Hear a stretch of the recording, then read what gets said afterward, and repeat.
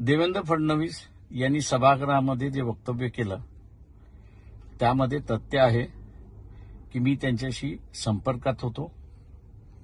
त्यांना विनंती केली की 14-15 वर्षाच्या मुली ज्या पकडण्यात आलेल्या आहेत त्यांना सोडण्यात यावं. पोलिसांनी असणारा अमानुष लाठीचार्ज केलेला आहे तो ताबडतोब थांबवावा आणि कोमिंग ऑपरेशन जे सुरुवात केलंय तेही त्या ठिकाणी थांबवावं.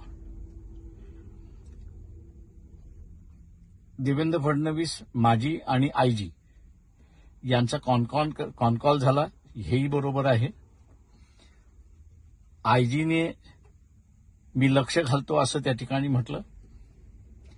आज जे देवेंद्र फडणवीस यांनी वक्तव्य केलं की आयजी आणि एसपीने सांगितलं की कोमिंग ऑपरेशन झालेलं नाही.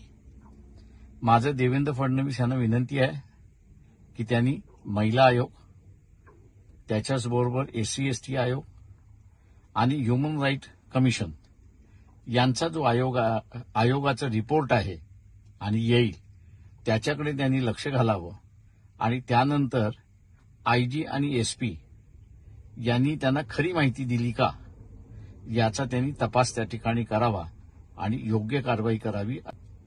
कोमिंग ऑपरेशनमध्ये काही जणांची घरं तोडण्यात आलेली आहेत. घरात घुसून मारण्यात आलेला आहे. एका 1.25 महिन्याची बालतीन झालेल्या महिलेला सुद्धा मारण्यात आलेला आहे. अशा सगळ्यांची असणारी चौकशी एसपी आणि आयजी मार्फत नाही तर इतर कमिट्यांमार्फत त्यांनी करावी अशी त्यांना विनंती करण्यात येत आहे. त्या सगळ्यांना कॉम्पन्सेशन सुद्धा द्यावं अशी विनंती.